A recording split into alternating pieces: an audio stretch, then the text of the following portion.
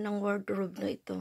Kinakailangang bumili ng cabinet or either mag-eliminate ako or magdala ako sa apartment kasi ito siksika, nakakaawa naman yung mga damit ko.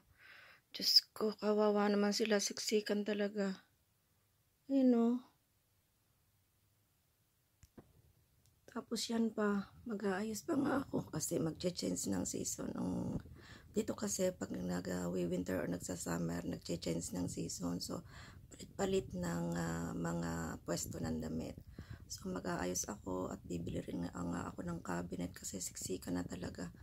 Wala nang mapaglagyan eh. So, ito ang gulo-gulo. So, yan. Ang problema ng mga damit ko, siksikan, kakaawa naman. Oh my goodness.